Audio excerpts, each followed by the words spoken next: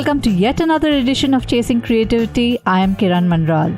Today we have with us the very funny and very outspoken Kajol Srinivasan. Welcome to Chasing Creativity, Kajol. Thanks so much for taking time out for this. Anytime, man. So tell me, from engineering to graphic design and now to stand-up, what made you take so many creative leaps in your journey? Okay, so my dad was a writer. He was in advertising.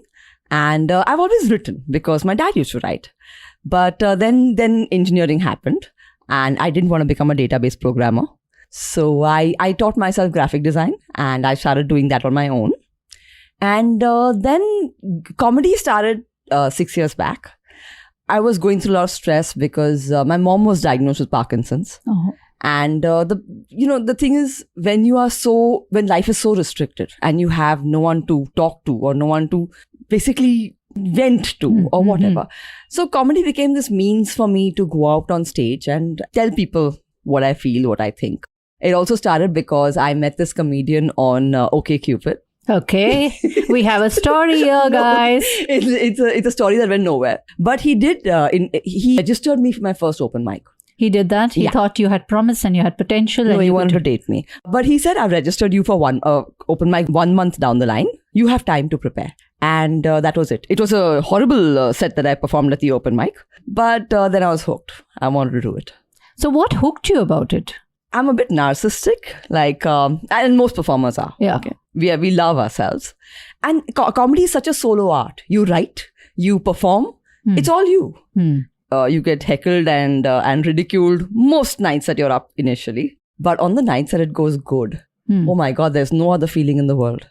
So you said the first night, did you get heckled? No, because when you're going up for the first time, people can sense that. Okay. So they're very sympathetic. Okay. So I delivered what was essentially a TED talk, but they laughed and I thought, wow, I'm the chosen one. I mean, everyone has a bad first time. I'm brilliant. Yeah, then I tanked for the next 4 months. For the next 4 months you tanked? Yeah. How did you deal with that? There was a point when I had to invent fever not to go for a show because I was like, oh God, this is going to happen again. But the thing is, ultimately you want to do it. So it hurts, but you do it. How do you psych yourself up before you go on stage? Now I don't really need to psych myself out that much. Don't. Okay. I mean, especially when it's a normal open mic and it's or a curated gig, which is people bought tickets for and all, that's fine. Corporate gigs, when I'm paid by corporates to go and entertain their audiences, that was a major challenge because you walk out into this room full of people who don't know why you're there. Most Indians don't understand the art of stand-up. And they don't understand why you're making fun of your parents in front of them. No, I was performing for this leadership team of a very big pharmaceutical. And I was like, my father used to do drugs. And one hand went up. Oh, okay. Lovely. Yes, one question hand went up. Session. Yeah, a question answer from a VP. And he was like, how can you talk about your father like that? It's like, it's my father? I mean, it's the truth. But people don't get stand-up as an art. Indians associate stand-up with mimicry and, a man wearing a sari on stage. So they are not entirely sure what you're doing or why you're there. So earlier, I didn't do too well in corporate gigs. And it's weighing on your mind that you've taken money for it. So, you have to be good. You have to get some laughs. And you have to deliver the goods. You have to deliver the goods. Yeah, absolutely. So these days, the way I psych myself up for corporate gigs is that I tell myself, if it goes badly, I'll return the money. Firstly, let me just say they're going well. Okay, they're going well. They're going very well. No, very well. See, in the sense, 4 gigs might go well. The 5th one might not go so well. Which is what happened last week. Okay. I was at a party and it did not go too well. Not going well, a comedian can't really control most of the time. But I did less time on stage than I was paid for because I got a little upset with it. And that is unprofessional. Okay. So then I did contact the client and say, I'd like to return half the money. And a very graceful person, he refused to accept it. That's lovely. Yeah. So you have clients like that who are okay with it. I find this very interesting, just to branch off from the creative side of the whole thing, just to understand. You said Indians don't understand the concept of stand-up. Yeah. What would you like them to understand about the concept of stand-up? So, stand-up is essentially a person on stage. It's not about telling jokes because that's how you begin. That's how you think stand-up goes. But it's actually about revealing your life and revealing it in a way that is interesting and funny. So, you are talking about things which have really happened to you.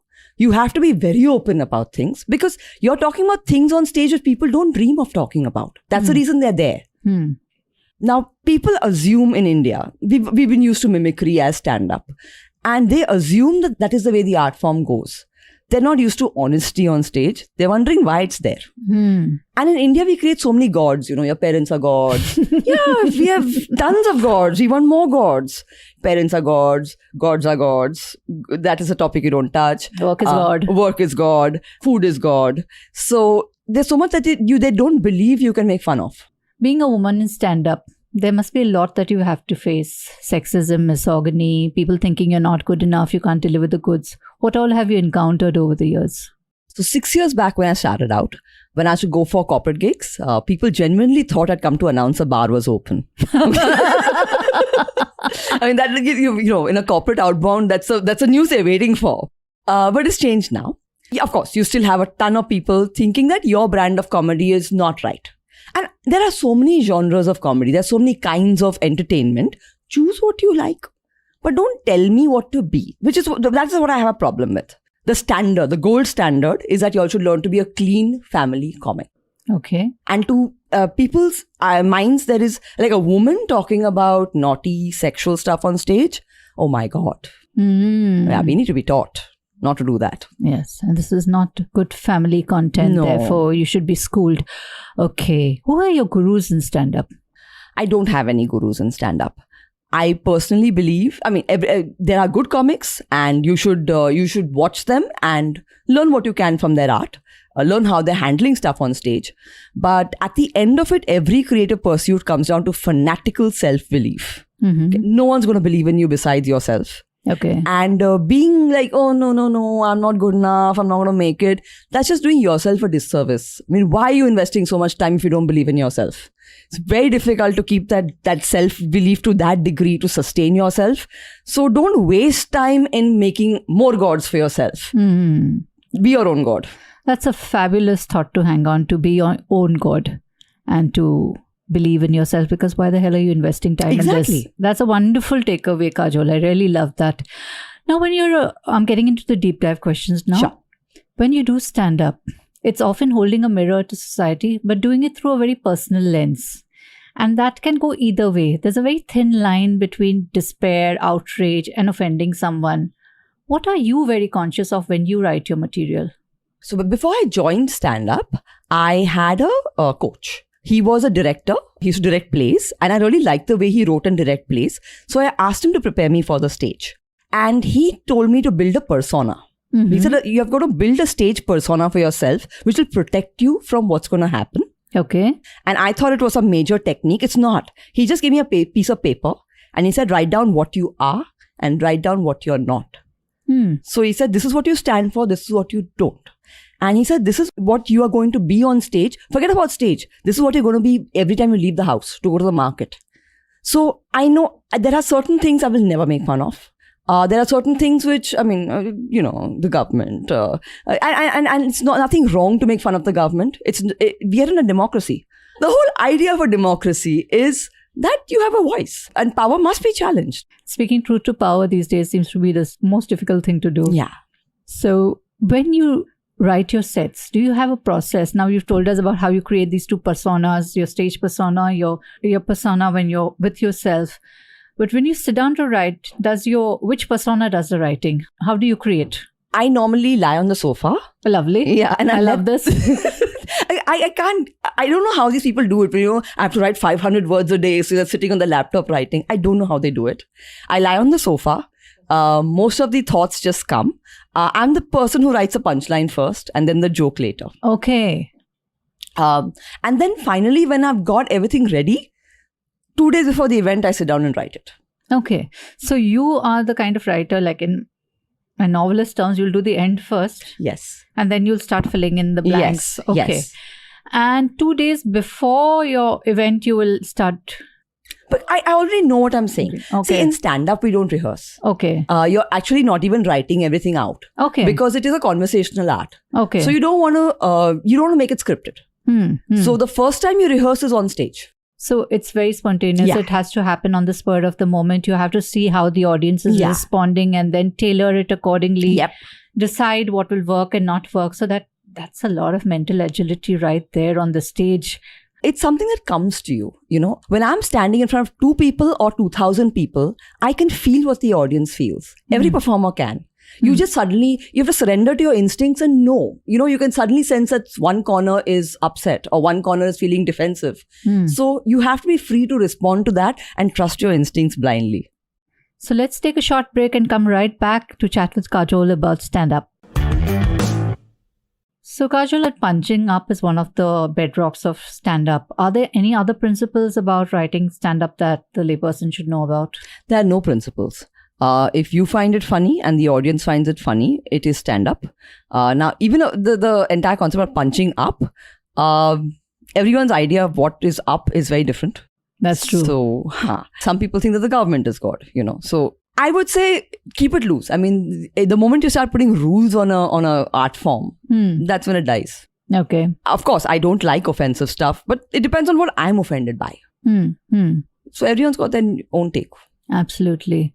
And what you might find offensive, somebody else might not find offensive. And we are getting offended so easily these days. We are like tap dancing in a minefield these days.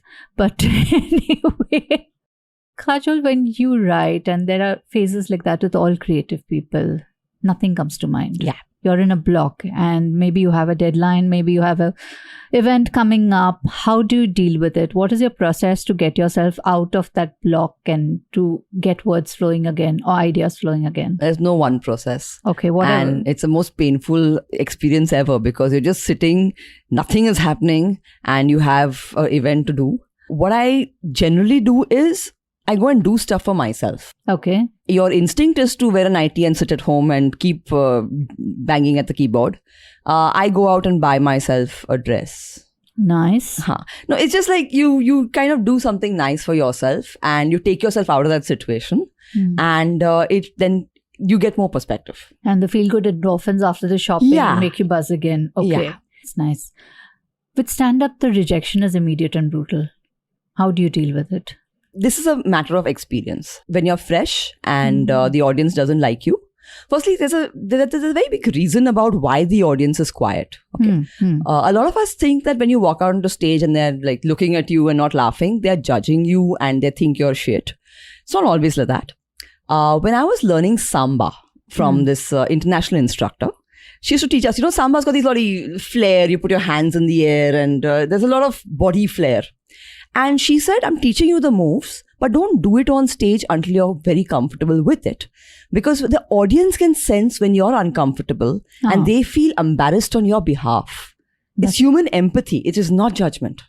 That's a very interesting perspective. Yeah. Human empathy and not judgment. I'm going to keep that in mind next time I walk into a hostile situation. They're all feeling very empathetic towards me, Kiran. It's okay. So when you're on stage and the audience is not responding to you, there's generally a reason. Either they're feeling embarrassed on your behalf or... And in India, since you're a woman on stage, if you're doing content which the men are not laughing at, the women with them won't laugh at it. Okay, so, they're following their cues. Yes. So you have to, if you realize that there's discomfort in the room, you take a step back from your set and you do audience interaction. You try to figure out what's happening. Because unless you make friends with them again, there is no way you can continue. Okay. Get into audience interaction and make friends with them. I think that's a very important tip. Whoever's listening and hopes to get into stand-up, make friends with your audience. Keep that top of mind, I think. It's not for all comedians. Like, there are a lot of people who are savage on stage. Okay. And people like Simon Cowell. Okay. Everyone loves him even though he's insulting people. So it depends on your personality. Okay. I just feel that for women, unfortunately, we have to play into Oprah's territory more than, say, a Louis C.K. or, we have to put the little empathy, because people are expecting it, whether you believe in that or not.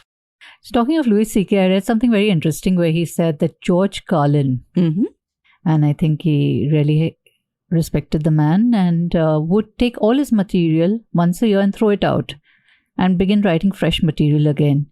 Do you think that's something that creators need to do? Keep re-throwing out the material and creating fresh material? Yes. It's so boring to take the same material onto stage. And you also feel, the thing about stand-up is that you're always evolving. So when I look at my videos from 6 months back, I'm like, ew. Because you've become someone else. You've used that 6 months to change. So if you're a different person, you have a different perspective. So lovely. So do you also sort of throw out all your old material and keep creating new I keep creating new content? stuff. At least when I'm going on stage, I want one new joke with me. Otherwise, I feel a bit like a fraud. No, it does. The paying public has to get their money's worth. They may not have heard my jokes before, but I feel a little weird. Like, I'm doing the same, but it feels like a script then. You're not dodging anything. You're not inventing anything. You just parrot. Jerry Seinfeld said something very interesting, that it took him 2 years to write a single joke, and the joke was on Pop-Tarts. Mm-hmm. Has there been a Pop-Tart moment with you where something has marinated with you for years and then eventually become a joke? It's my new special. Okay. So I'll tell you, I'm doing a new special called Does Your Mother Know You Talk About Sex on Stage? Lovely. And it basically came about because I was performing for an industrialist and his wife. And at the end of the set, she leaned in and she's like, does your mother know you talk about sex on stage? And I said, yes, she writes half my jokes. The thing is, my parents are so liberal and society is just not. So this has been in my mind for ages that, okay, I do sex comedy well. Okay, I'm good at it. But I always felt I had to play it down. I had to be a cleaner person and a more well-behaved person because that's what the audience wanted. And recently I realized that even though I'm doing that, I'm still not getting views. Okay, so the rules are not going to work for me anyway. So why don't I do what I'm good at and do it whether people watch it or not. Okay, so that's a new plan. And that's been like 6 years of comedy have come to this moment. Lovely. And you're taking this to the hinterlands. I'm taking this to the rural hinterlands of Maharashtra right now. I don't know how that's going to work out. Comedians have gone to jail for political jokes. So I'll be the first comedian to go to jail for sex jokes. You're already prophesizing this, are you, Kajol? Maybe not. Maybe they will enjoy your material and come in droves to see you and nobody will file complaints. Maybe maybe the people who file complaints won't understand what I'm saying. That's also a possibility, but let's keep our fingers crossed. How do you build your creative muscle? How do you get your... I mean, of course, we all mine from our personal experiences, and stand-up is like very personal, very intense. At least we can cloak it in terms of different characters, but there you're up there, honest and naked about what you have experienced. So how do you constantly mine yourself from information for new material? Things you observe. I also conduct a quiz on Twitter called Quizzy Time. Yes. I like finding unusual facts and unusual things. So a lot of that comes into my set. Yeah, that's more or less it. Okay. So observing stuff around, conducting quizzes. Do you do any sort of writing or creative exercises that would... No. Nothing, except for a lot of reading and gathering a lot of information. As my husband tells me, your mind is a repository of faltu information. It's not faltu. Yeah.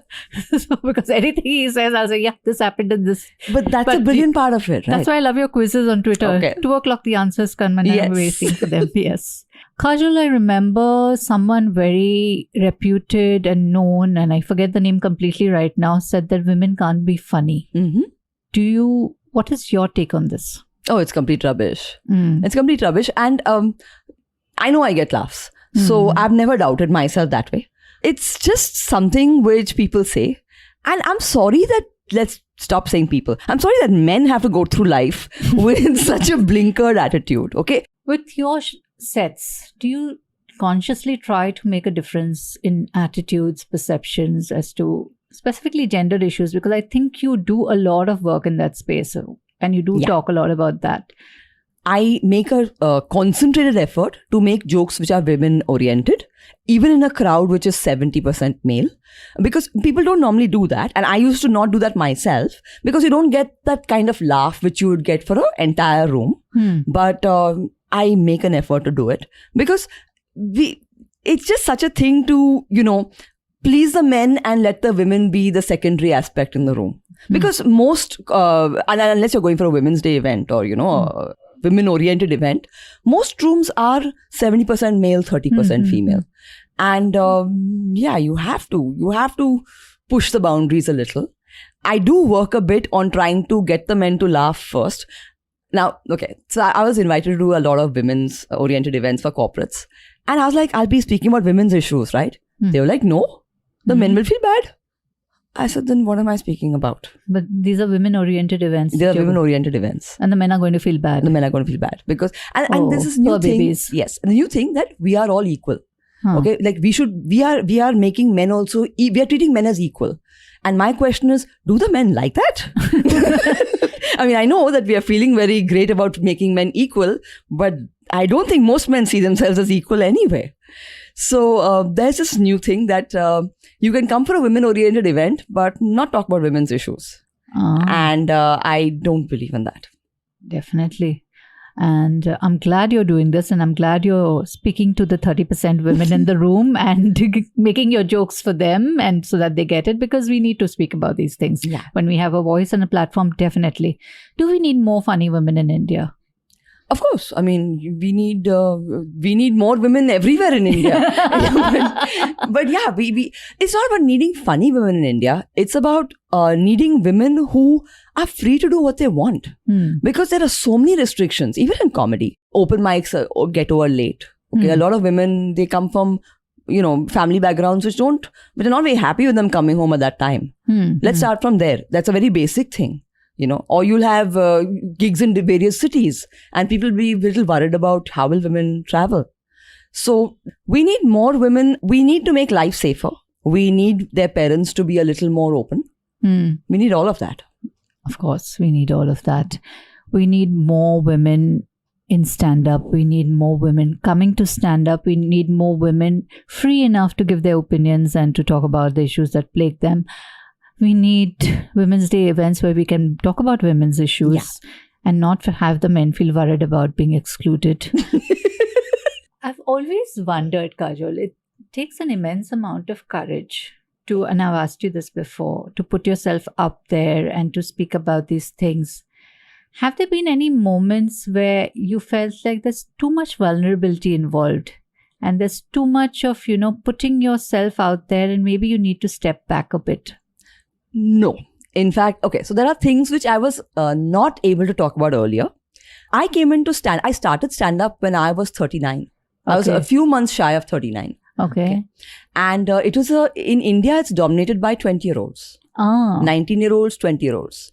So I felt like, you're standing in a open mic lineup with people who are fresh out of college. And I got quite heckled by comedians and stuff for being older than they were.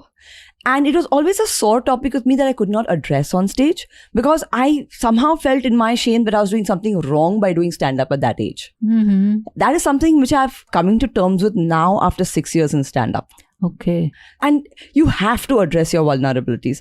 I mean, you have to make it such that you're free to say anything on stage and free to hear anything on stage. Otherwise, when you invest so much energy in defending yourself, you can't create. You can't be free. And how do you build that thick carapace?